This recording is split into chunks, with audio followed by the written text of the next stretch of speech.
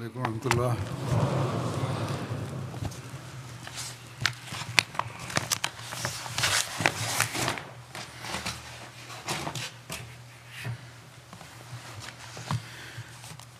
أشهد أن لا إله إلا الله وحده لا شريك له وأشهد أن محمدا عبده ورسوله أما بعد فأعوذ بالله من الشيطان الرجيم بسم الله الرحمن الرحيم الحمد لله رب العالمين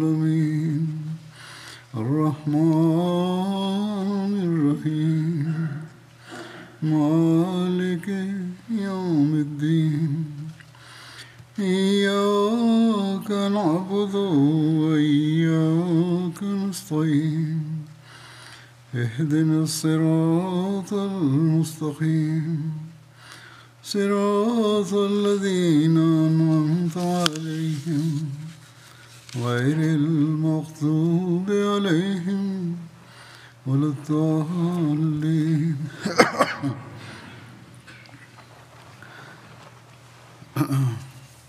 வஸ்வாய் ஹம்ரா அல் அசத். ஹம்ரா அல் அசத் போருக்கான காரணம் மற்றும் அதன் பின்னணி தொடர்பாக கடந்த குத்துபாவில் கூறி வந்தேன்.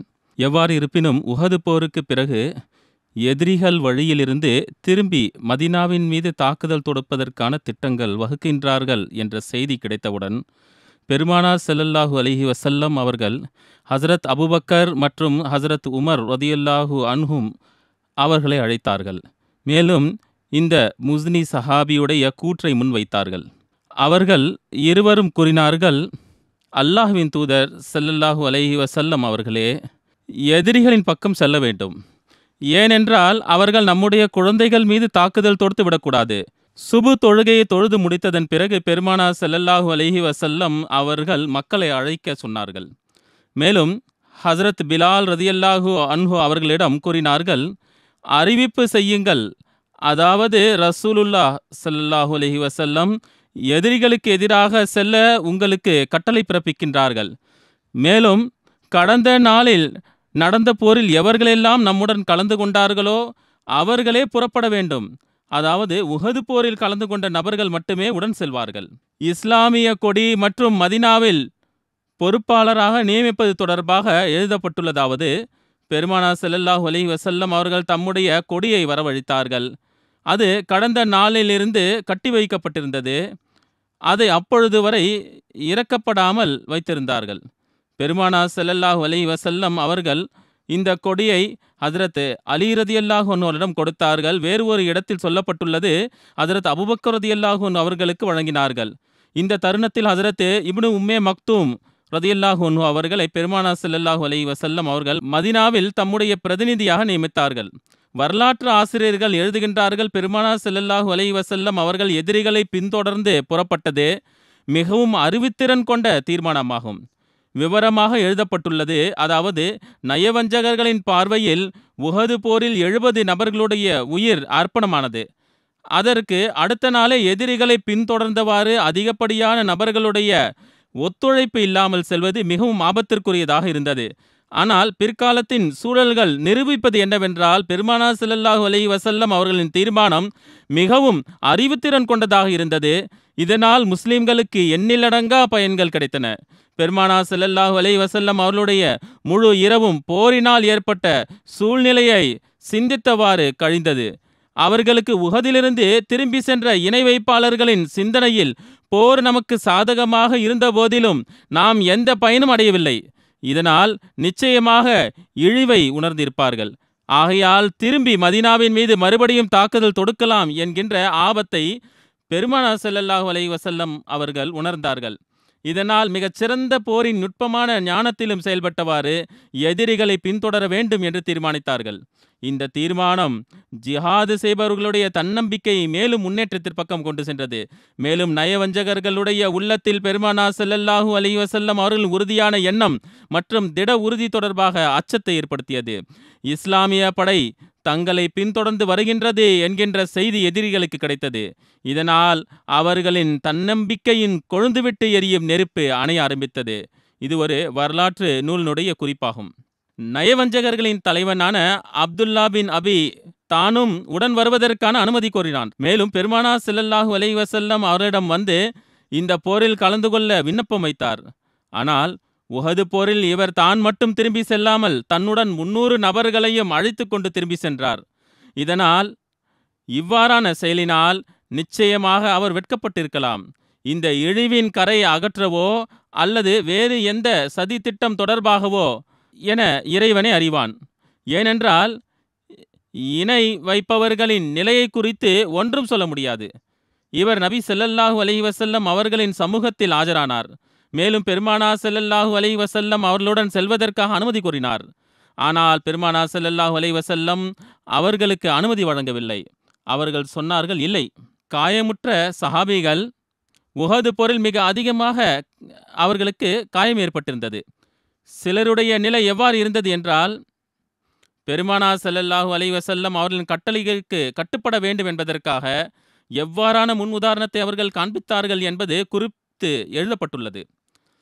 பெருமானார் ஸல்லல்லாஹு அலைஹி வஸல்லம் அவர்களுடைய அறிவிப்பு வந்ததும் இந்த நேசம், பற்று ஆகியவற்றின் கலப்பற்ற அர்ப்பணிப்பாளர்கள் தங்களுடைய காயங்களை பராமரித்தவாறு தங்களுடைய ஆயுதங்களை ஏந்தி மீண்டும் ஒருமுறை வெளியேறினார்கள். எப்பொழுது பெருமானார் ஸல்லல்லாஹு அலைஹி வஸல்லம் அவர்கள் இந்த அறிவிப்பை செய்தார்களோ உடனடியாக அவர்கள் புறப்பட்டார்கள். ஹஜ்ரத் உஸைத் பின் குஸைர் அவர்களுக்கு 9 காயம் ஏற்பட்டிருந்தது. அவர்கள் மருந்து தடவ வேண்டும் என்று எண்ணம் கொண்ட பொழுது அவர்களுடைய காதுகளில், உங்களுடைய காயங்களில் மருந்து தடவுவதற்கு கூட நிற்காதீர்கள் என்ற சத்தம் விழுந்தது. நிற்காதீர்கள், புறப்படுங்கள் என்றது. பனு சலமாவில் இருந்து 40 காயம்பட்டவர்கள் புறப்பட்டார்கள். இவ்வாறான சூழலிலும் பெருமானார் ஸல்லல்லாஹு அலைஹி வஸல்லம் அவர்களின் கட்டளைகளுக்கு கட்டுப்பட்டவாறு புறப்பட்டதை பார்த்து அவர்களுக்காக பாவ மன்னிப்பிற்கான துவாவை செய்தார்கள். மேலும் கூறினார்கள், அல்லாஹும்ம இர்ஹம் பனு சலமா, இறைவா பனு சலமா மீது கருணை காட்டுவாயாக. துஃபைல் பின் நூமா அவர்களுக்கு 13 காயங்கள் ஏற்பட்டிருந்தன. ஹராஷ் பின் சமி அவர்களுக்கு 10 காயங்கள் ஏற்பட்டிருந்தன. காபின் மலிக் அவர்களுக்கு 10 விட அதிக காயங்கள் மற்றும் குத்பா பின் ஆமிர் அவர்களுக்கு 9 காயங்கள் ஏற்பட்டிருந்தன. இருப்பினும் இவை அனைத்திற்கும் பிறகு முஸ்லிம்கள் தங்களுடைய ஆயுதங்களின் பக்கம் ஓடினார்கள். மேலும் தங்களுடைய காயங்களுக்கு மருந்து தருவதற்காக நிற்கவில்லை. இறைவன் ரசூலுல்லாஹி ஸல்லல்லாஹு அலைஹி வஸல்லம் அவர்களின் சஹாபிகளின் இந்த நிகரற்ற ஆர்வத்தை தன்னுடைய வேதத்தில் பதிவு செய்து உலகம் உள்ள நாள் வரை இவர்களுடைய இந்த கொள்கையின் மீது பூமலை பொழிந்து கொண்டே இருக்க செய்துள்ளான். இறைவன் கூறுகின்றான், அல்லதீனஸ்தஜாபூ லில்லாஹி வர்ரசூலி மின் பாதி மா ஸாபஹுமுல் கர்ஹ் லில்லதீன அஹ்ஸனு மின்ஹும் வத்தகு அஜ்ருன் அஸீம். தங்களுக்கு காயம் ஏற்பட்டதன் பிறகும் அல்லாஹ்வினுடையதும் தூதருடையதுமான கட்டளையினை ஏற்றுக்கொண்டவர்களுள் தங்கள் கடமையினை நன்முறையில் நிறைவேற்றியவர்களுக்கும் இறையச்சத்தை மேற்கொண்டவர்களுக்கும் பெரும் கூலி உண்டு. ஹஜ்ரத் ஆயிஷா ரதியல்லாஹு அன்ஹா அவர்கள் அறிவிக்கின்றார்கள், அதாவது ஹஜ்ரத் அபூபக்கர் ரதியல்லாஹு அன்ஹு அவர்கள் மற்றும் ஹஜ்ரத் ஜுபைர் பின் அவாம் ரதியல்லாஹு அன்ஹு ஆகியோர் இதற்கு ஒரு உதாரணமாவார்கள். ஹஜ்ரத் ஜாபிர் பின் அப்துல்லா ரதியல்லாஹு அன்ஹு அவர்கள் உடன் செல்வதற்கு அனுமதி கோரியது தொடர்பாக கிடைக்கின்ற விவரமாவது, பெருமானார் ஸல்லல்லாஹு அலைஹி வஸல்லம் அவர்கள் புறமிருந்து அறிவிப்பு செய்யப்பட்டது. அதாவது இந்த போரில் கலந்து கொள்வதற்கு உஹது போரில் கலந்து கொண்டவர்கள் மட்டுமே உடன் செல்வார்கள். இதன் மீது உறுதியாக அமல் செய்யப்பட்டது. ஆனால் ஒரு நற்பெயர் பெற்ற பற்றுள்ள சஹாபி எவ்வாறானவர் இருக்கின்றார் என்றால், அவர் உஹது போரில் பங்கு பெறவில்லை. ஆனால் உடன் செல்வதற்கு அவருக்கு மட்டும் அனுமதி வழங்கப்பட்டது. மேலும் அவர் ஹஜ்ரத் ஜாபிர் பின் அப்துல்லா ஆவார்கள். இப்னு இஸ்ஹாக் மற்றும் இப்னு உமர் அறிவிக்கின்றார்கள், ஹஜ்ரத் ஜாபிர் பின் அப்துல்லா பெருமானார் ஸல்லல்லாஹு அலைஹி வஸல்லம் அவரிடம் வந்தார்கள். மேலும் விண்ணப்பம் வைத்தார்கள். அதாவது, அல்லாஹ்வின் தூதர் ஸல்லல்லாஹு அலைஹி வஸல்லம் அவர்களே, உங்களுடைய அறிவிப்பாளர் அறிவிப்பு செய்துள்ளார். அதாவது எங்களுடன் கடந்த நாட்களில் சண்டையிட்டவர்கள் மட்டுமே புறப்படுவார்கள். அதாவது உஹதில் இருந்தவர்கள். எனக்கு போரில் பங்கு பெறுவதற்கான ஆசை இருந்தது. ஆனால் என்னுடைய தந்தை என்னுடைய 7 சகோதரிகளை பார்த்து கொள்வதற்காக விட்டு சென்று விட்டார்கள்.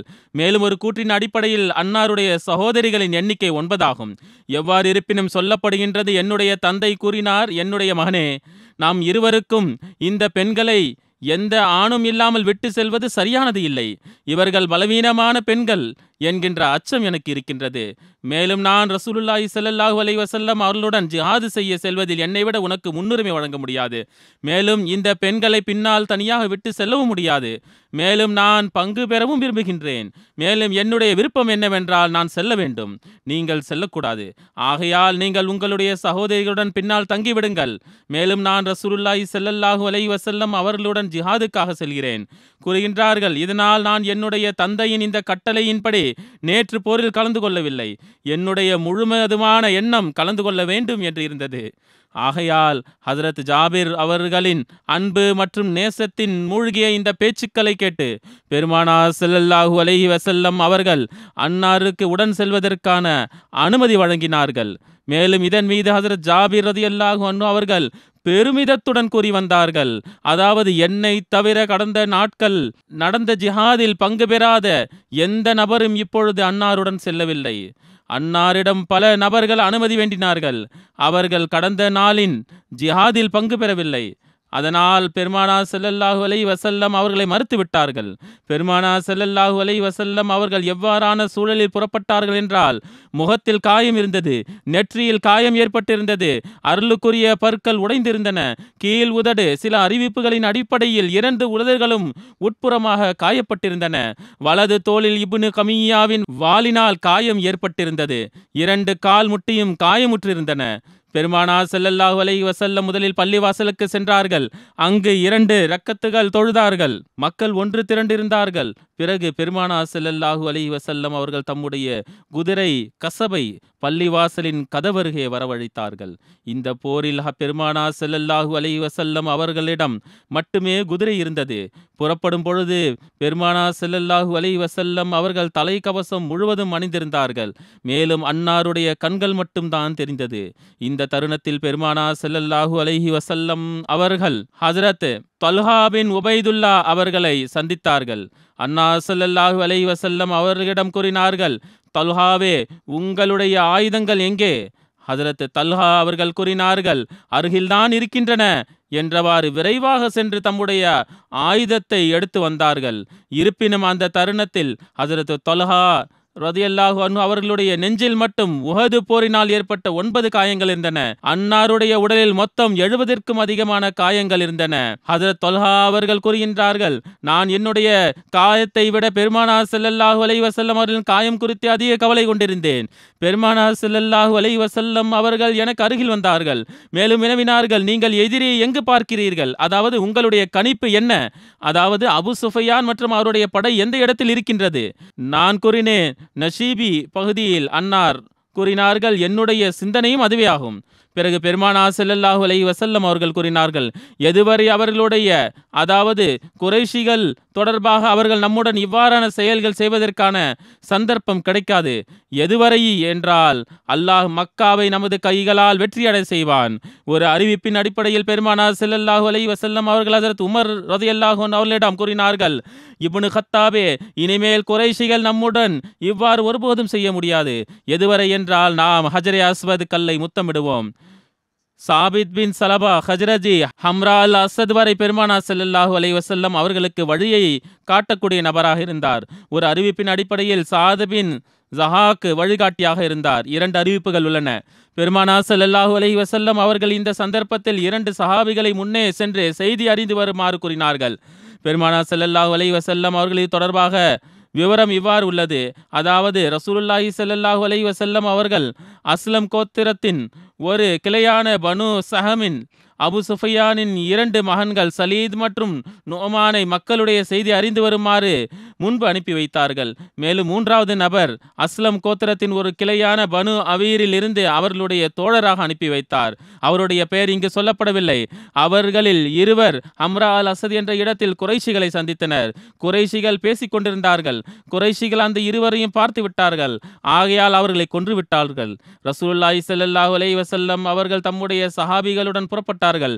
மேலும் ஹம்ரா அல் அசத் வந்தடைந்து படையை அங்கு நிறுத்தினார்கள். அப்பொழுது இந்த 2 சஹாபிகளின் உடலை ஒரே கபரில் அடக்கம் செய்தார்கள். இந்த 2 தோழர்களுடைய உடல் அங்கேயே இருந்தது. இந்த போரில் 2 அன்சார் சகோதரர்களின் கட்டுப்படுதலின் முன்னுதாரணமும் கிடைக்கின்றது. அதாவது எவ்வாறு அவர்கள் காயமுற்ற நிலையில் இருந்து நடந்து பயணம் மேற்கொண்டார்கள். விவரங்களில் வருவதாவது, ஹஜ்ரத் அப்துல்லா பின் சஹல் மற்றும் ஹஜ்ரத் ராஃபி பின் சஹல் இருவரும் சகோதரர்கள் ஆவார்கள். பனு அப்துல் அஷ்அல் கோத்திரத்தை சார்ந்தவர்கள் ஆவார்கள். உஹது போரில் இருந்து திரும்பி வரும் பொழுது இவர்கள் இருவரும் மிகவும் காயமுற்று இருந்தனர். போரில் காயம் ஏற்பட்டிருந்தது. மேலும் ஹஜ்ரத் அப்துல்லா அதிக காயப்பட்டிருந்தார். இந்த 2 சகோதரர்களும் ரசூலுல்லாஹி ஸல்லல்லாஹு அலைஹி வஸல்லம் அவர்களை ஹம்ரா அல் அசது பக்கம் செல்வது மேலும் அதில் கலந்து கொள்வது தொடர்பாக அன்னாருடைய கட்டளைகளை கேட்டார்கள். ஆகையால் அவர்களின் ஒருவர் மற்றவரிடம் கூறினார், இறைவன் மீது ஆணையாக நாம் ரசூலுல்லாஹி ஸல்லல்லாஹு அலைஹி வஸல்லம் அவர்களுடன் போரில் கலந்து கொள்ளவில்லை என்றால் இது மிகப்பெரிய இழப்பாகிவிடும். இதுதான் அவர்களுடைய ஈமானாகும். பிறகு கூறினார், இறைவன் மீது ஆணையாக நம்மிடம் எந்த சவாரியும் இல்லை. அதன் மீது நாம் சவாரி செய்வது கொண்டு செல்ல, மேலும் இந்த பணி எவ்வாறு செய்ய வேண்டும் என்பது நமக்கு தெரியவில்லை. ஹஜ்ரத் அப்துல்லா அவர்கள் கூறினார்கள், வாருங்கள் நாம் நடந்து செல்லலாம். ஹஜ்ரத் ராஃபி அவர்கள் கூறினார்கள், இறைவன் மீது ஆணையாக காயத்தின் காரணத்தினால் நடப்பதற்கு கூட எனக்கு சக்தி இல்லை. இதுதான் அவர்களுடைய நிலையாகும்.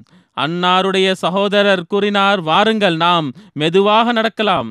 மேலும் ரசூலுல்லாஹி ஸல்லல்லாஹு அலைஹி வஸல்லம் அவர்கள் புறம் செல்லலாம். ஆகையால் அவர்கள் இருவரும் விழுந்து எழுந்தவாறு நடக்க ஆரம்பித்தனர். ஹஜ்ரத் ராஃபி அவர்கள் எப்பொழுதெல்லாம் பலவீனத்தை உணர்வார்களோ அப்பொழுது ஹஜ்ரத் அப்துல்லா ஹஜ்ரத் ராஃபி அவர்களை தம்முடைய முதுகில் சுமந்து கொள்வார்கள். சில நேரங்களில் அவர் நடந்தும் செல்வார். இவர்கள் இருவரும் காயமுற்றிருந்தார்கள். இருப்பினும் எவருக்கு நன்றாக இருக்கின்றதோ அவர் அதிக காயமுற்றவரை தம்முடைய முதுகில் தூக்கிக் கொள்வார். எவ்வாறு இருப்பினும் பெருமானார் ஸல்லல்லாஹு அலைஹி வஸல்லம் அவர்களை நோக்கி நடக்க ஆரம்பித்தனர். பலவீனத்தின் காரணத்தினால் சில நேரங்களில் அசைய கூட முடியாமல் போய்விடும் நிலை ஏற்பட்டுவிடும்.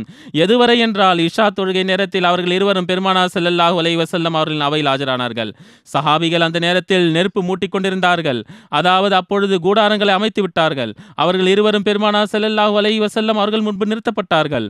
அந்த இரவு பெருமானார் ஸல்லல்லாஹு அலைஹி வஸல்லம் அவர்களுக்கு காவலுக்காக இபாத் பின் பஷர் நியமிக்கப்பட்டிருந்தார்கள். அவர்கள் இருவரும் அங்கு வந்து சேர்ந்தவுடன் பெருமானார் ஸல்லல்லாஹு அலைஹி வஸல்லம் அவர்களிடம் எந்த விஷயம் உங்களை தடுத்து நிறுத்தி இருந்தது என்று கேட்டார்கள். அந்த இருவரும் அதற்கான காரணத்தை கூறினார்கள். என்ன காரணம் ஏற்பட்டது குறித்து விவரங்களை கூறினார்கள். அதன் மீது பெருமானார் ஸல்லல்லாஹு அலைஹி வஸல்லம் அவர்கள் அந்த இருவருக்காகவும் நன்மையை வேண்டி துஆ செய்தார்கள். கூறினார்கள், ஒருவேளை உங்களுக்கு நீண்ட ஆயுள் கிடைத்தது என்றால் உங்களுக்கு குதிரை மற்றும் கோவேறு கழுதை மேலும் ஒட்டகம் சவாரியாக கிடைப்பதை பார்ப்பீர்கள். இப்பொழுது நீங்கள் விழுந்து எழுந்து நடந்து வந்துள்ளீர்கள். ஆனால் நீண்ட ஆயுளை அடைந்தீர்கள் என்றால் இந்த அனைத்தையும் நீங்கள் பார்ப்பீர்கள். இந்த அனைத்து சவாரிகளும் உங்களுக்கு கிடைக்கும். ஆனால் அதனுடன் சேர்த்து உங்களுக்கு உங்கள் இருவரின் இந்த பயணத்தை விட சிறந்ததாக அது இருக்காது. இப்பொழுது நீங்கள் செய்து வந்துள்ள விழுந்து எழுந்து நடந்து வந்துள்ள இந்த பயணம், அதாவது உங்களுடைய இந்த பயணத்தின் நற்கூலி எந்த அளவிற்கு என்றால் அந்த காலத்தினுடைய சிறந்த நியமத்துகளை விட அதிகமாக இருக்கும். மேலும் வருகிறது, அதாவது இந்த சம்பவம் ஹஜ்ரத் அனஸ் மற்றும் மோனிஸ் ஃபசாலாவின் மகன்களுடன் நடந்ததாகும். இந்த சம்பவம் 2 பேர்களிடமும் நடந்திருக்கலாம். பிறகு முஸ்லிம்களுடைய பயண பொருள் தொடர்பாக மேலும் ஹஜ்ரத் சாத் பின் உபாதா ரலியல்லாஹு அன்ஹு அவர்களின் வள்ளல் தன்மை தொடர்பாக குறிப்பு வருகின்றது. இதனுடைய விபரம் இவ்வாறு எழுதப்பட்டுள்ளது.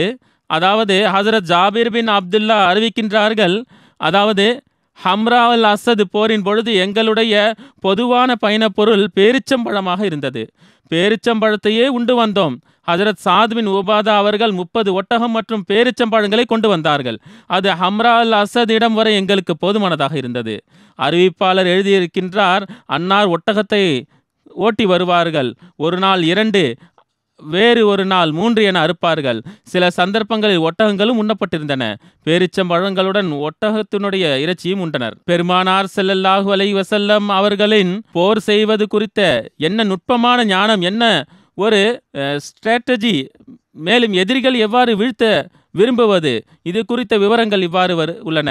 அதாவது எதிரிகளின் உள்ளத்தில் அச்சத்தை ஏற்படுத்த அவர்களை பீதியிலாக்குவதற்காக பயன்படுத்திய ஒரு வழிமுறை என்னவென்றால், இரவின் நேரத்தில் அதிகமாக நெருப்பு மூட்டி வைத்தார்கள். இதனால் படை மிகப்பெரியதாக தென்பட்டது. மேலும் எதிரிகள் அச்சமடைந்தார்கள்.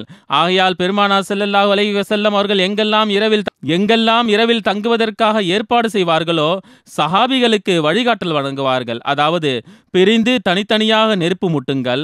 இந்த அடிப்படையில் ஒவ்வொரு நபரும் ஒவ்வொரு நெருப்பு மூட்டினார்கள். 500 இடங்களில் நெருப்பு மூட்டப்பட்டது. எந்த அளவிற்கு என்றால் அது தூரத்திலிருந்தும் தென்பட்டது. முஸ்லிம்களுடைய படையின் இந்த நெருப்பு தொடர்பான விஷயம் வெகு தூரம் வரை பரவியது. இதனால் இறைவன் எதிரிகளை தோல்வியுறச் செய்தான். ஒரு குறிப்பு வருகின்றது. அதாவது, முஹம்மது கசாயி இந்த சந்தர்ப்பத்தில் பெருமானார் ஸல்லல்லாஹு அலைஹி வஸல்லம் அவர்களை சந்தித்தார். மேலும் பிறகு அவர் அபு சுஃபியானிடம் சென்றார். மேலும் குறைஷிகளுக்கு இஸ்லாமிய படை பற்றி அச்சமூட்டினார். இதனுடைய விவரங்கள் இவ்வாறு சொல்லப்படுகின்றது. அதாவது, முஹம்மது கசாயி பெருமானார் ஸல்லல்லாஹு அலைஹி வஸல்லம் அவர்களை சந்தித்தார். அந்த தருணம் வரை இணை வைப்பவராக இருந்தார். சில வரலாற்று ஆசிரியர்கள் இந்த சந்தர்ப்பத்தில் அவர் இஸ்லாத்தை ஏற்றுக்கொண்டார் என்றும் எழுதியுள்ளார்கள். இருப்பினும் பெரும்பாலானவர்கள் கூறுகின்றார்கள் அவர் அந்த நேரத்தில் இஸ்லாத்தை ஏற்றுக்கொள்ளவில்லை. மாறாக பிறகு அவர் இஸ்லாத்தில் வந்தார். பனு ஹசாலாவின் நம்பிக்கை கொண்டவர்கள் மற்றும் இணை வைப்பவர்கள் பெருமானார் ஸல்லல்லாஹு அலைஹி வஸல்லம் அவருடன் பற்றை காண்பித்தார்கள். இருப்பினும் அவர்களில் மற்ற கோத்திர மக்கள் இருந்தார்கள். அவர்களிலிருந்து பெரும்பாலானவர்கள் நம்பிக்கை கொண்டிருந்தார்கள். பற்றை வெளிப்படுத்தவும் செய்தார்கள். அவர்கள் பெருமானார் ஸல்லல்லாஹு அலைஹி வஸல்லம் அவர்களுடன் வாக்குறுதி செய்திருந்தார்கள். அதாவது, அவர்கள் பெருமானார் ஸல்லல்லாஹு அலைஹி வஸல்லம் அவர்களிடம் எதையும் மறைத்து வைக்க மாட்டார்கள். முஹம்மது கூறினார், முஹம்மது ஸல்லல்லாஹு அலைஹி வஸல்லம் அவர்களே, உங்களுக்கும் உங்களுடைய சஹாபிகளுக்கும் ஏற்பட்ட கஷ்டம் அது எங்களுக்கு மிகவும் வருத்தத்தை ஏற்படுத்துகின்றது. எங்களுடைய விருப்பம் என்னவென்றால் இறைவன் உங்களுடைய கண்ணியத்தை உயர்த்துவானாக, மேலும் உங்களை எல்லா விதமான தீங்கிலிருந்து பாதுகாப்பானாக. இந்த கருணையை வெளிப்படுத்தியது அடிப்படையில் பெருமானார் ஸல்லல்லாஹு அலைஹி வஸல்லம் அவர்கள் முஹம்மது அவர்களிடம் கூறினார்கள், அபு சுஃபியானின் தன்னம்பிக்கை உடைப்பீராக. நீங்கள் பயணத்தில் செல்கின்றீர்கள், அவரை சந்திப்பீர்கள். ஆயால் அவரை சிறிது அச்சப்படுத்துங்கள். இவ்வாறு அவர்கள் தம்முடைய நுட்பமான ஞானத்தை பயன்படுத்தினார்கள். பிறகு முஹம்மது அங்கிருந்து மக்காவை நோக்கி புறப்பட்டார். மேலும் பெருமானார் ஸல்லல்லாஹு அலைஹி வஸல்லம் அவர்கள் ஹம்ரா அல் அஸதிலேயே தங்கியிருந்தார்கள். அவர் ரௌஹா என்கின்ற இடத்தில் அபு சுஃபியான் மற்றும் அவருடைய கூட்டாளிகளை சந்தித்தார். ரௌஹா மதினாவிலிருந்து ஏறக்குறைய 40 மைல் தொலைவில் உள்ள ஒரு இடமாகும். அந்த நேரத்தில் குறைஷிகளின் படை ரசூலுல்லாஹி ஸல்லல்லாஹு அலைஹி வஸல்லம் அவர்கள் பக்கம் திரும்பி வருவதில் ஒருமித்த கருத்தில் இருந்தது. மேலும் அவர்கள் கூறினார்கள், நாங்கள் அவர்களின் மிகச்சிறந்த மற்றும் தலைவர்கள் வழிநடத்துபவர்களை கொன்றுவிட்டோம். ஆனால் இவ்வாறான விஷயமும் ஏற்படவில்லை. ஹஜ்ரத் ஹம்சா உட்பட ஒரு சில நபர்களின் பெயர்கள் தான் இருந்தன. இல்லையென்றால் நபி ஸல்லல்லாஹு அலைஹி வஸல்லம் அவர்கள் உட்பட ஹஜ்ரத் அபூபக்கர், ஹஜ்ரத் உமர் ரதியல்லாஹு அன்ஹு, ஹஜ்ரத் உஸ்மான் ரதியல்லாஹு அன்ஹு, ஹஜ்ரத் அலி ரதியல்லாஹு அன்ஹு போன்ற டஜன் கணக்கான பிரபலமான தலைவர்கள், வழிநடத்துபவர்கள் இறைவனுடைய அருளினால் உஹது போரிலிருந்து பாதுகாப்பாக இருந்தார்கள். பிறகு கூறினார்கள், அவர்களுக்கு பாதிப்பு ஏற்படுவதற்கு முன்பே திரும்பி வந்துவிட்டோம். இப்பொழுது நாம் அவர்களில் மீதமுள்ள நபர்களை திரும்பி சென்று அழித்து விடுவோம். மேலும் அவர்களை விட்டு பிரித்து விடுவோம். எப்பொழுது அபு சுஃபியான் முஹம்மதை சந்தித்தாரோ கூறினார், இவர் முஹம்மதாவார், இவரிடம் ஏதாவது செய்தி இருக்கும். அவர் கூறினார், முஹம்மதே, பின்னால் உள்ள நிலை என்ன என்றார். அவர் அபு சுஃபியானை அச்சப்படுத்துவதற்காக அவர் கூறினார், நான் முஹம்மது ஸல்லல்லாஹு அலைஹி வஸல்லம் மற்றும் அன்னாருடைய தோழர்களை எவ்வாறான நிலையில் விட்டு வந்துள்ளேன் என்றால் அவர்கள் வலுவான ஒரு படையுடன் உங்களை தேடி வந்து கொண்டிருக்கின்றார்கள். அதாவது, நான் இன்று வரை இவ்வளவு பெரிய படையை கண்டதில்லை. அவுஸ் மற்றும் ஹஜ்ரஜ் கோத்திரத்தை சார்ந்தவர்கள் முன்பு இவர்களுடன் சேராமல் இருந்தார்கள். அவர்களும் இவருடன் இணைந்து விட்டார்கள். இது தாமே உருவாக்கிய கதையாகும். மேலும் அவர்கள் உங்களை பிடிக்காமல் மேலும் பழிவாங்காமல் திரும்பி செல்ல மாட்டோம் என்று உறுதி கொண்டுள்ளார்கள். தங்களுடைய சமுதாயத்தின் காரணத்தினால் மிகவும் கோபமாக இருக்கின்றார்கள். தங்களுடைய இந்த செயலினால் மிகவும் வெட்கப்பட்டுள்ளார்கள். அதாவது, முன்பு இவர்கள் கலந்து கொள்ளவில்லை. அவர்களிடம் உங்களுக்கு எதிராக எவ்வாறான கோபம் இருக்கிறது என்றால் இவ்வளவு கடுமையான கோபத்தை நான் பார்த்ததில்லை. அபு சுஃபியான் கூறினார், உமக்கு அழிவு உண்டாகட்டுமாக. என்ன நீ கூறுகின்றாய்? அவர் சொல்ல ஆரம்பித்தார், எதுவரை என்றால் உம்முடைய குதிரையின் நெற்றியை பார்க்காமல் நீ இங்கிருந்து புறப்பட மாட்டாய். இதுவும் அவர்களுடைய ஒரு பழமொழியாகும். அதாவது, திரும்பி செல்வது அழிவை தராமல் இருக்கட்டும். இறைவன் மீது ஆணையாக அவர்களை வெற்றி கொண்டு வேருடன் பிடுங்கி எறிய வேண்டும் என்று நாங்கள் உறுதி எடுத்துள்ளோம் என்று அபு சுஃபியான் கூறினார். முஹம்மது கூறினார், நான் இந்த செயலிலிருந்து உன்னை தடுக்கின்றேன். எவ்வாறான வீதியை ஏற்படுத்தும் விஷயத்தை நான் பார்த்துள்ளேன் என்றால் அது என்னை கவிதை எழுத வைத்து விட்டது. அபு சுஃபியான் கூறினார், அது என்ன கவிதைகள்? முஹம்மது கவிதைகளை கூறினார். காதத் துஹத்தா மினல் அஸ்வாத்தி ராஹில்லத்தி இது சாலத்தில் அர்து பில் ஜிர்தில் அபாபீல் தர்தி பி உஸ்தி கிராமின் லா தனாபிலி இந்தல் லிகாயி வலா மீலி முஆஸிலி ஃபஸல்து அதுவன் அதுன்னுல் அர்ஸ மிஆலத லம் சமஅ பிரயீஸின் கைர மக்ஸூல் ஃபகுல்து வைலுன் இப்னு ஹர்பி மின் லிகாயிக்கும் இஸ் தக்தம்தத்தில் பத்ஹாயி பில் ஜீலி இன்னி நசீருன் லி அஹ்லி சபீலி தாஹியா லிகுல்லி ஸி அர்பத்தின் மின்ஹும் வ மாக்கூல் மின் ஜைஷி அஹ்மத் லா வக்ஷ தனாபில வலைஸ யூசுஃப மா அன்சர்து பில் கீலி. அதாவது பூமியில் உயர் ரக குதிரைகள் கூட்டம் கூட்டமாக சென்றன. அப்பொழுது அதனுடைய ஓசையினால் என்னுடைய பெண் ஒட்டகம் நடுநடுங்கி சினுங்கி விழுந்து விட்டது. இப்பொழுது அங்கு வெறும் ஒரு குதிரைதான் உள்ளது.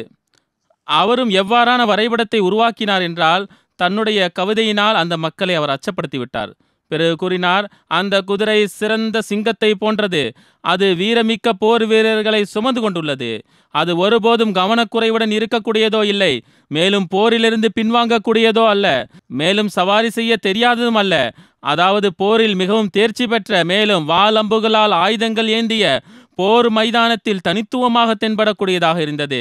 இது குறித்து செய்தியை உங்களுக்கு தர வேண்டும் என்பதற்காக வேகமாக ஓடி வந்துள்ளேன். மேலும் எனக்கு என்ன தோன்றுகின்றது என்றால், அந்த குதிரைகளுக்கு முன்பு பூமி குனிந்து கொண்டிருக்கின்றது.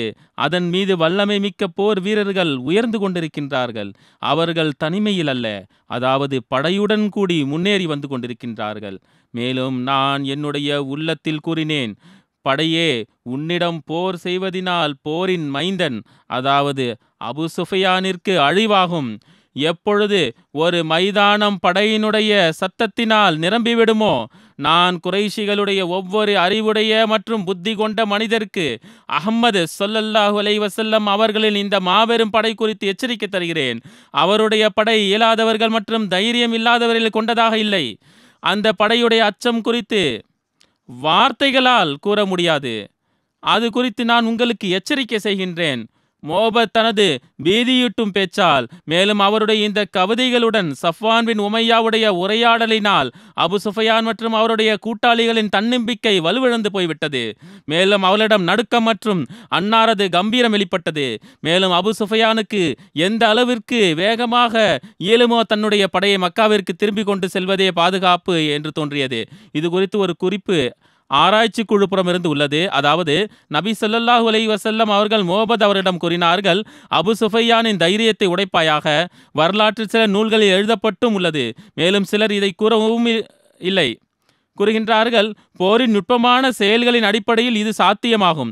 அதாவது பெருமானார் ஸல்லல்லாஹு அலைஹி வஸல்லம் அவர்கள் மோபத் அவர்களிடம் இவ்வாறு பேசியிருக்கலாம். மேலும் இதுவும் சாத்தியமாகும், சிந்தனைக்கு நெருக்கமான விஷயமாகவும் இருக்கின்றது. அதாவது பெருமானார் ஸல்லல்லாஹு அலைஹி வஸல்லம் அவர்கள் அவரிடம் எதுவும் சொல்லாமல் இருந்திருக்கலாம். ஆனால் அவர் முஸ்லிம்கள் மீது கருணை கொண்டவராக இருந்ததால் அல்லாஹ் அவருடைய உள்ளத்தில் இந்த விஷயத்தை போட்டிருக்கலாம். மேலும் அவர் தன் புறம் இருந்தே அபு சுஃபியானுக்கு இந்த அனைத்து விஷயங்களையும் கூறியிருக்கலாம். எவ்வாறு இருப்பினும் இது இவர்களுடைய குறிப்பாகும்.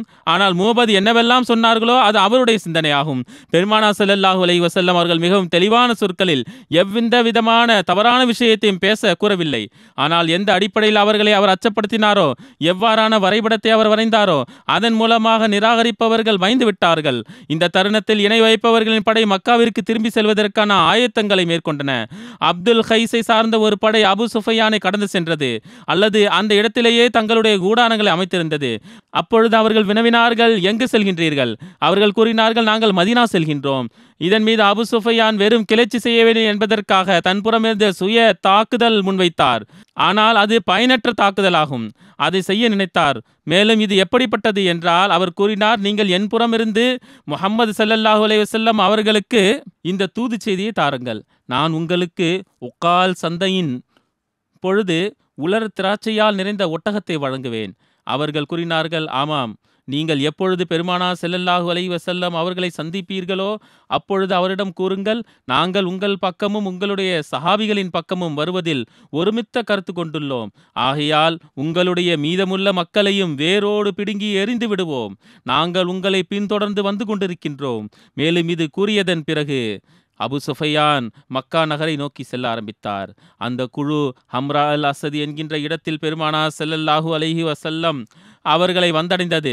அபு சுஃபையான் மற்றும் அவருடைய கூட்டாளிகள் பெருமானார் ஸல்லல்லாஹு அலைஹி வஸல்லம் அவர்கள் தொடர்பாக என்ன கூறினார்களோ அதை அப்துல் கைஸ் பெருமானார் ஸல்லல்லாஹு அலைஹி வஸல்லம் அவர்களுக்கு சொன்னார்.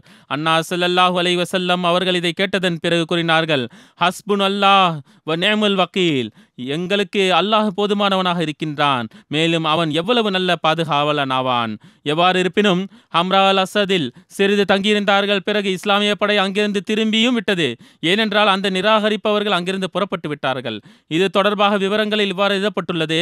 அதாவது முஹம்மது குதாயி அவரின் பேச்சை கேட்டு அபு சுஃபையான் மதினா பக்கம் வருவதிலிருந்து தம்முடைய எண்ணத்தை கைவிட்டு விட்டார். மேலும் மக்காவிற்கு புறப்பட்டு விட்டார். முஹம்மது ஒரு நபர் மூலமாக அபு சுஃபையான் புறப்பட்ட செய்தியை பெருமானார் ஸல்லல்லாஹு அலைஹி வஸல்லம் அவர்களுக்கு அனுப்பி வைத்தார். பெருமானார் ஸல்லல்லாஹு அலைஹி வஸல்லம் அவர்கள் திங்கள், செவ்வாய் மற்றும் புதன் கிழமை அங்கு தங்கியிருந்தார்கள்.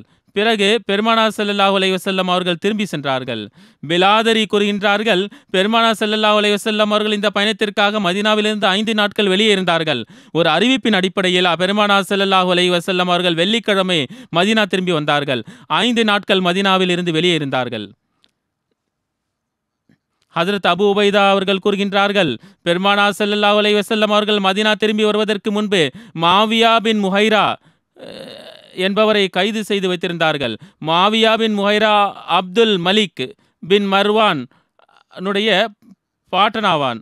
மாவியா மட்டுமல்லாமல் அபு அசி ஜம்ஹி என்பவனையும் கைது செய்து வைத்திருந்தார்கள்.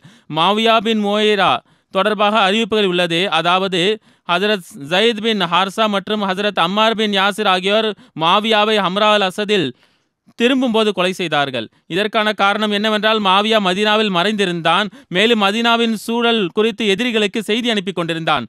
எப்பொழுது அவன் பிடிபட்டானோ அப்பொழுது ஹஜரத் உஸ்மான் ரலியல்லாஹு அன்ஹு அவர்களின் அடைக்கலத்தில் சென்று விட்டான். ஹஜரத் உஸ்மான் ரலியல்லாஹு அன்ஹு அவர்கள் ரசூலுல்லாஹி ஸல்லல்லாஹு அலைஹி வஸல்லம் அவரிடம் அவனுக்காக பாதுகாப்பு வேண்டியிருந்தார்கள்.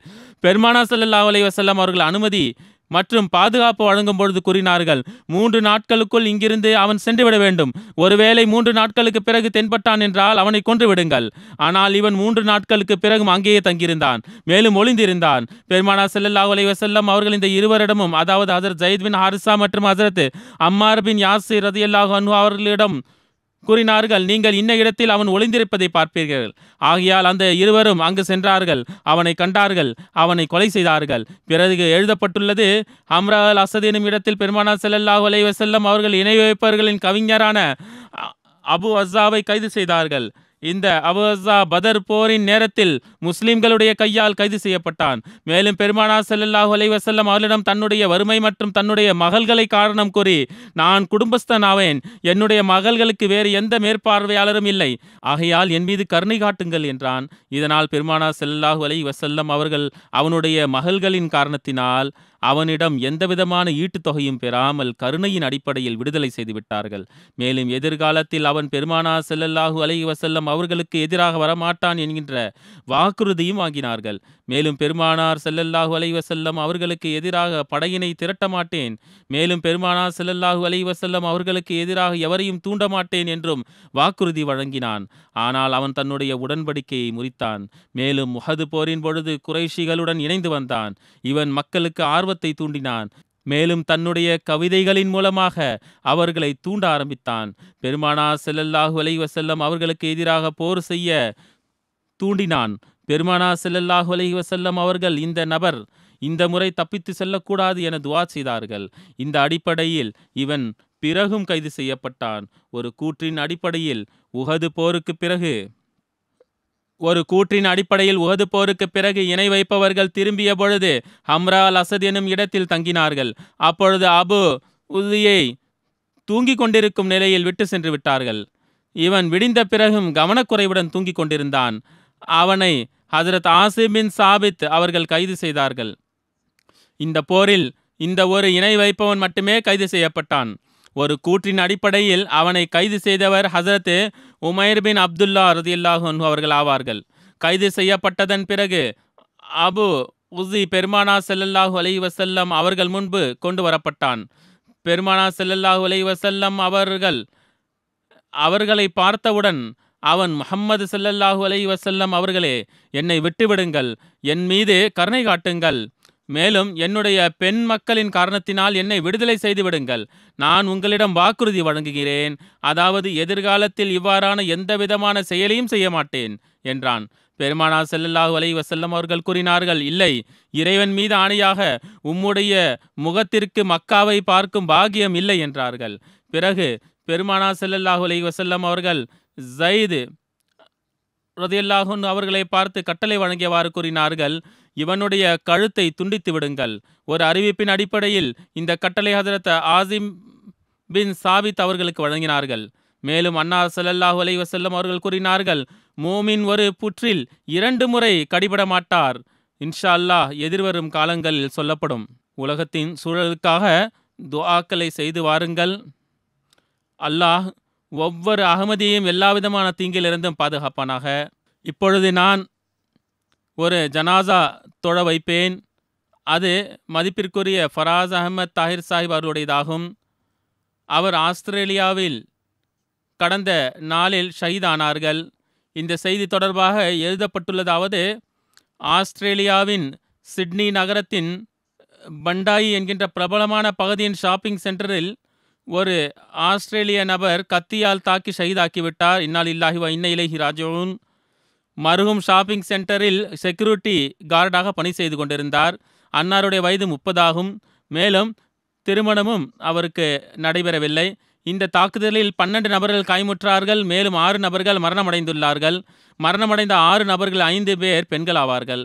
ஃபராஸ் அஹமத் தாஹிர் சாஹிப் மர்ஹூம் ரபுவாவை சார்ந்தவர் ஆவார்கள். 2018 பாகிஸ்தானிலிருந்து ஸ்ரீலங்கா சென்று விட்டார்கள். 4 ஆண்டுகள் அங்கு இருந்தார்கள். பிறகு கடந்த வருடம் UNHCR மூலமாக ஆஸ்திரேலியா சென்றார்கள். கடந்த மாதம் அன்னார் தன்னுடைய செக்யூரிட்டி லைசன்ஸை உருவாக்கினார்கள். மேலும் எந்த நாள் அன்னாருடைய மரணம் நிகழ்ந்ததோ அந்த நாள் ஷாப்பிங் சென்டரில் அன்னாருக்கு பகலினுடைய முதல் டியூட்டி எழுதப்பட்டிருந்தது. இரவில் டியூட்டி கொடுத்து வந்திருந்தார்கள். ஆனால் பகலில் இது முதல் டியூட்டியாகும். விவரங்களின் அடிப்படையில் மதிப்பிற்குரிய ஃபராஸ் அஹமத் சாஹிப் அவர்கள் மக்கள் கூச்சல் எழுப்பியவாறு இங்குமங்கும் ஓடுவதை பார்த்து தாக்குதல் தொடுப்பவரை தடுப்பதற்காக முன்னேறி சென்றார்கள். இதனால் தாக்குதல் தொடுப்பவர் அன்னாரின் மீது தாக்குதல் தொடுத்தார். இதனால் அவர் உயிர் பிழைக்க முடியாமல் போய்விட்டது. இந்த தாக்குதலில் மரணித்தவர்களில் அன்னார் முதல் நபர் ஆவார்கள். அன்னாருடைய குடும்பத்தில் அகமதியத் அன்னாருடைய முப்பாட்டனார் மதிப்பிற்குரிய மியா அகமது சாஹிப் அவர்கள் மூலமாக வந்தது. அவர்கள் ஷாப்பூர் மாவட்டத்தை சார்ந்தவர் ஆவார். அன்னாருடைய பாட்டனார் மதிப்பிற்குரிய சூஃபி அகமது யார் சாஹிப் மிக நீண்ட காலமாக ஜமாத்தின் சேவகராக உள்ளார்கள். அவர்களுடைய தந்தை பஷீர் அகமது சாஹிப் 2005 அன்னாருடைய தாயார் ரசியா பேகம் சாஹிபா 2014 மரணமடைந்து விட்டார்கள்.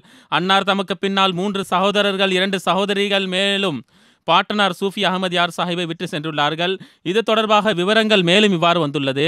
அதாவது ஆஸ்திரேலியாவின் பிரதமர் மேலும் நியூ சவுத் வேல்ஸின் பிரீமியர் அவர்கள் ஃபராஸ் அஹமத் தாஹிர் சாஹிப் அவர்களுடைய வீரம் மற்றும் தியாகத்தை நினைவு கூர்ந்து இரங்கல் தெரிவித்துள்ளார்கள். இதேபோன்று ஆஸ்திரேலியாவில் வசித்து வரும் பாகிஸ்தான் ஹை கமிஷன் அவர்களும் ஃபராஸ் அஹமத் தாஹிர் சாஹிப் அவர்களின் வீரம் குறித்து நற்குறிப்புடன் பரிதாபத்தை வெளிப்படுத்தியுள்ளார்கள். மேலும் எல்லாவிதமான ஒத்துழைப்புக்கான வாக்குறுதியும் வழங்கியுள்ளார்கள். அன்னார் மற்றும் இந்த சம்பவம் தொடர்பாக மீடியாவில் 120 விட அதிகமான செய்திகள் வெளிவந்துள்ளன, மேலும் வந்து கொண்டிருக்கின்றன. இன்று அன்னாருடைய ஜனாசா அங்கு நடைபெற்றது. இதன் மீதும் அங்கு உள்ள பிரீமியர், பிரைம் மினிஸ்டர் போன்றோர்கள் கலந்து கொண்டார்கள். அவர்களும் மறுபடியும் தம்முடைய நற்குறிப்பை வெளிப்படுத்தியுள்ளார்கள். சமூக வலைதளங்களில் ஃபராஸ் அஹமத் தாஹிர் சாஹிப் அவர்கள் வீரம் மற்றும் தியாகத்தை மிகவும் அழகிய சொற்களை நினைவு கூறி கொண்டிருக்கின்றார்கள். மேலும் பெரும்பாலான மக்கள் அவரை நேஷனல் ஹீரோ என்று அழைக்கின்றார்கள். அவருடைய இந்த தியாகம் வெளிப்படுத்துவது என்னவென்றால், அவர்கள் பாகிஸ்தானிலிருந்து மரணத்திற்கு அஞ்சியவாறு அங்கு செல்லவில்லை. மாறாக அவர்கள் மார்க்க ரீதியான அநீதிகள் மீது ஏற்படுத்தப்படுகின்ற கட்டுப்பாடுகளின் காரணத்தினால் அதிலிருந்து கஷ்டத்தை உணர்ந்து தன்னுடைய நாட்டை விட்டு சென்றிருக்கின்றார்கள். அங்கு அவர்களுக்கு அல்லாஹ் மற்றும் அவனுடைய தூதரின் பெயரை உச்சரிப்பதிலிருந்து தடுக்கப்பட்டிருந்தது. குத்தாமுல் அஹ்மதியாவின் சதர் அதனான் காதேர் சாஹிப் அவர்கள் கூறுகின்றார்கள், 21 ஏப்ரல் ஞாயிற்றுக்கிழமை ஆஸ்திரேலியன் கவர்மெண்ட் சார்பாக ஷாப்பிங் மாலுக்கு அருகில் ஒரு நிகழ்ச்சி ஏற்பாடு செய்யப்பட்டிருந்தது. அதனுடைய நோக்கம் மரணமடைந்த அனைத்து நபர்கள் தொடர்பாக தங்களுடைய ஆழ்ந்த இரங்கலை வெளிப்படுத்துவதாகும். இந்த நிகழ்ச்சியில் ஆஸ்திரேலியாவின் பிரதமர், premier, New South Wales opposition leader, member of parliaments, local மற்றும் மற்ற கவுன்சில்களுடைய மேயர்களும் மற்றும் காவல்துறையினர் மற்றும் இராணுவத்தினர், கடற்படையினர், அவர்களின் உயர் அதிகாரிகள், மிகப்பெரிய எண்ணிக்கையில் மீடியா மற்றும் வாழ்வின் மற்ற துறைகளை சார்ந்தவர்களுடன் தொடர்புடைய பெரும் தலைவர்கள் கலந்து கொண்டார்கள். இந்த சந்தர்ப்பத்தில் ஜமாத்தினுடைய உறுப்பினர்களையும் இந்த நிகழ்ச்சிக்காக அழைத்திருந்தார்கள். அன்னாருடைய மூத்த சகோதரர் முதஸ்ஸிர் பஷீர் கூறுகின்றார்கள், மருவும் சிறு வயதிலிருந்தே மிகவும் உழைக்கக்கூடிய, புன்சிரிப்பு கொண்ட தைரியமான சிறுவராக இருந்தார். அன்னாருடைய வயது 11 இருந்த பொழுது எங்களுடைய தந்தையின் மரணம் நிகழ்ந்தது. கூறுகின்றார்கள், எங்களுடைய மூத்த சகோதரர் முசஃபர் அஹமத் சாஹிப் அவர்கள் எங்களை ஒரு தந்தையை போன்று கவனித்துக் கொண்டார்கள். மருகும் தன்னுடைய கல்வி படிப்புடன் சகோதரன் வியாபாரத்திலும் ஒத்துழைப்பு நல்கி வந்தார்கள். மருகும் மிகவும் உழைக்கக்கூடிய, மேலும் தன்னுடைய சகோதரிகளுடன் மிகவும் நேசம் செய்யக்கூடியவராக இருந்தார். மென்மையான இயல்பை கொண்டவர், இயல்பில் நல்லவராக இருந்தார். எப்பொழுதும் சகோதரிகளின் எந்த பேச்சிலும் வெறுப்படைய மாட்டார். அன்னார் ஜமாத்தினுடைய வேலைகளில் மிகவும் ஆர்வத்துடன் பங்கு பெற்றார். எவ்வளவு காலம் பாகிஸ்தானில் இருந்தாரோ, மேலும் பிறகு ஸ்ரீலங்கா, அதற்கு பிறகு ஆஸ்திரேலியா, எங்கெல்லாம் தங்கியிருந்தாரோ ஜமாத்தினுடைய பணிகளில் டியூட்டி கொடுப்பதில் ஆர்வம் காட்டிக் கொண்டிருந்தார்கள். ஹிலாஃபத்துடன் மிகவும் பற்று மற்றும் நேசத்தின் தொடர்பு இருந்தது. தனக்கு நேஷனாலிட்டி கிடைத்தவுடன் முதலில் லண்டன் சென்று கலிஃபத்துல் மசீஹை சந்திக்க வேண்டும் என்று எண்ணியிருந்தார்கள். இது அவர்களுடைய விருப்பமாக இருந்தது. அன்னாருடைய தம்பி ஷிராஸ் அகமது கூறுகின்றார்கள், திருக்குர்ஆனை மிகவும் அழகாக ஓதக்கூடியவராக இருந்தார். மேலும் தொழுகையை நிலைநாட்டுவதில் கவனமாக இருந்தார். முரப்பி காம்ரான் முபஷிர் சாஹிப் கூறுகின்றார்கள், நான் அன்னாரிடம் கண்ட ஒரு சிறப்பம்சம் என்னவென்றால், ஜமாத்தினுடைய பெரியவர்கள் மற்றும் முரப்பிமார்களுக்கு மிகவும் கண்ணியம் வழங்கி வந்தார்கள். அவர்கள் புறமிருந்து ஏதாவது வழிகாட்டல்கள் வழங்கப்பட்டது என்றால் அதை மறுக்க மாட்டார்கள். ஒருவேளை அவர்களுக்கு அவர்களுடைய ஏதாவது தவறு குறித்து கவனமூட்டப்பட்டது என்றால் அதை ஒருபோதும் வெறுப்பாக நினைக்க மாட்டார்கள். மாறாக மிகவும் பணிவுடன் அமைதியான முறையில் ஏற்றுக்கொள்வார்கள். மேலும் தன்னுடைய தவறை ஒப்புக்கொள்வார்கள். மேலும் அதை சீர்திருத்திக் கொள்வார்கள். அவர்களுடைய ஒரு நண்பர் அகமது இப்ராஹிம் கூறுகின்றார்கள், அன்னார் மார்க்கம் மற்றும் கிலாஃபத் மீது அளவு கடந்த அன்பு வைத்திருந்தார்கள். ஜமாத்து பொறுப்பாளர்கள் மீது கண்ணியம் வழங்கக்கூடிய, தொழுகைகளை நிலைநாட்டக்கூடிய நபராக இருந்தார்கள். எனக்கு அன்னாருடன் ஒரு சகோதர மற்றும் நண்பன் என்கின்ற உறவு இருந்தது. எப்பொழுதாவது ஏதாவது ஒரு விஷயம் தொடர்பாக நான் திட்டிவிட்டாலும் கூட தன்னுடைய பார்வையை தாழ்த்தி கொள்வார்கள். மேலும் கூறுவார்கள், எதிர்காலத்தில் இவ்வாறான முறையீட்டிற்கு சந்தர்ப்பம் வழங்க மாட்டேன் என்பார்கள். மிகவும் சிரித்த முகம் மற்றும் மிகவும் நேசம் கொண்ட நபராக இருந்தார்கள். பர்ஸ்பன் ஜமாத்தினுடைய சதர் கூறுகின்றார்கள், கடந்த மாதம் மார்ச் மாதத்தில் ஒரு வாரத்திற்காக பர்ஸ்பன் வந்தார்கள். மேலும் தாம் வந்ததன் நோக்கம் தன்னுடைய நண்பர்கள், நெருங்கியவர்களை சந்திக்க வேண்டும். மேலும் அதனுடன் கூறினார்கள், ஒருவேளை உள்ளத்தில் ஏதாவது வெறுப்பு இருக்குமேயானால் அல்லது முறையீடுகள் இருக்குமேயானால் யாருடைய உள்ளத்திலாவது நான் அதற்காக மன்னிப்பு கேட்பதற்காகவும் சமாதானம் செய்து கொள்வதற்காகவும் வந்துள்ளேன். திரும்ப திரும்ப அனைவரிடமும் மன்னிப்பு கேட்டுக்கொண்டிருந்தார்கள். எவ்வாறு என்றால் அனைவருக்கும் குதா ஹாஃபீஸ் என்று சொல்ல வந்தது போன்று இருந்தது. அன்னாருடைய ஒரு நண்பர் ஷஜர் அகமது கூறுகிறார்கள், ஒரு உழைப்பாளியான, தைரியசாலியான, மேலும் கடமையை அறியக்கூடிய நபராக இருந்தார். உடன் காயம் ஏற்பட்ட மற்றொரு செக்யூரிட்டி கார்டு கூறுகின்றார்கள், ஷாப்பிங் சென்டரில் தாக்குதல் நடத்துபவர்கள் வந்தவுடனேயே அவர்களை பார்த்து மக்கள் பயந்து ஓடினார்கள். ஆனால் அன்னார் தைரியத்துடன் அவர்களை எதிர்கொண்டார்கள். அவர்களை தடுப்பதற்கான முயற்சியை மேற்கொண்டார்கள். மேலும் அவர்களுக்கு எதிரே சென்று நின்றார்கள். மேலும் மற்றவர்களை காப்பாற்றுவதற்காக தன்னுடைய உயிரை அர்ப்பணம் செய்து விட்டார்கள். சமூக வலைதளங்களில் மக்கள் ஃபராஸ் அஹமத் தாஹிர் சாஹிப் குறித்து தங்களுடைய இரங்கலை வெளிப்படுத்துகின்றார்கள்.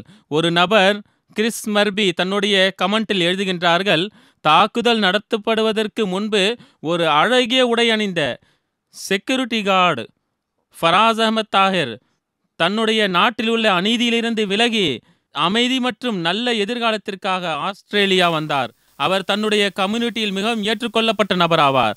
அவர் பொதுமக்களை காப்பாற்றுவதற்காக உயிரை நீத்தார். நான் அவருடைய குடும்பம் மற்றும் கம்யூனிட்டிக்கு என்னுடைய பரிதாபத்தை வெளிப்படுத்துகின்றேன். இது மிகவும் வேதனையை தரக்கூடிய அசம்பாவிதமாகும். இது போன்ற பல்வேறு கருத்துக்களை மக்கள் பதிந்துள்ளார்கள். எவர்களெல்லாம் ஷாப்பிங் மாலில் கண்டார்களோ, மேலும் எவர்களெல்லாம் செய்தியை கேட்டார்களோ அவர்களும் பதிந்துள்ளார்கள். ஜாமியா அஹ்மதியா ரப்புவாவின் மாணவர் ஹொசூர் அகமது சாஹிப் கூறுகின்றார்கள், ஃபராஸ் அஹமத் தாயிர் சாஹிப் எனது பெரிய தந்தை சகோதரர் ஆவார். நல்ல இயல்பு கொண்ட நபர் ஆவார். 5 நேர தொழுகையில் பேணக்கூடியவர் ஆவார். மற்றவர்களுக்கு அது குறித்து கவனமூட்டக்கூடியவர் ஆவார். எப்பொழுதெல்லாம் சந்திப்பாரோ சிரித்தவாறு சந்திப்பார். தன்னுடைய தம்பி என்று என்னை நினைத்து கொண்டார். ஏதாவது சொல்ல வேண்டுமென்றால், ஏதாவது புரிய வைக்க வேண்டுமென்றால் மிகவும் அன்பாக புரிய வைப்பார். எப்பொழுதும் துவாவிற்காக கூறிக்கொண்டிருந்தார். நான் உங்களுக்காக துவா செய்கின்றேன், நீங்களும் எனக்காக துவா செய்யுங்கள் என்பார். கூறுகின்றார்கள், கடைசி முறை எந்த நாள் அவர்களுடைய ஷஹாதத் ஏற்பட்டதோ அவர்களுடைய தொலைபேசி வந்தது. அப்பொழுது ஆஸ்திரேலியாவின் நேரப்படி அதிகாலை 4 மணி ஆகும். அவர்களுடைய அண்ணன் அவர்களிடம் கூறினார்கள், அதிகாலை 4 மணியாக இருக்கின்றது, இப்பொழுது உங்களுக்கு வேலைக்கு செல்ல வேண்டும், ஆகையால் உறங்குங்கள் என்றார். அப்பொழுது அவர் கூறினார், நான் இப்பொழுது தஹஜுது தொழுது முடித்துள்ளேன், மேலும் உங்கள் அனைவருக்காகவும் துவாவும் செய்துள்ளேன். பிறகு ஃபஜர் தொழுதுவிட்டு வேலைக்காக புறப்பட்டு செல்ல வேண்டும், உறங்குவதற்கு நேரமில்லை என்றார். அவருடைய பகல் ஷிஃப்ட்டுக்கான முதல் நாளாகும். இதற்கு முன்பு இரவு ஷிஃப்ட் பணி செய்து கொண்டிருந்தார். பிறகு இவர் எழுதுகின்றார்கள், எங்களுடைய குடும்பத்தில் இது 3வது ஷஹாதத்தாகும். முதலில் எங்களுடைய பெரிய தந்தை முகமது நவாஸ் சாஹிப் அவுரங்கி டவுன் கராச்சியில் 11 செப்டம்பர் 2012 ஷஹீதானார்கள். பிறகு எங்களுடைய மாமா ஏஜாஸ் அஹமத் சாஹிப் அவுரங்கி டவுன் கராச்சியில் 4 செப்டம்பர் 2013 ஷஹீதானார்கள். இப்பொழுது ஃபராஸ் அஹமத் சாஹிப் அவர்கள் ஷஹீதாகியுள்ளார்கள். நான் முன்பும் கூறியிருந்தேன், அதாவது அவர்கள் கூறியுள்ளார்கள், மரணத்தின் அச்சத்தினால் நாட்டை துறக்கவில்லை, மாறாக சுதந்திரத்திற்காக வந்துள்ளேன். அல்லாஹ் அன்னாருடைய படித்தரத்தை உயர்த்துவானாக, மேலும் அனைத்து உறவினர்களுக்கும் பொறுமை மற்றும் தைரியத்தை வழங்குவானாக.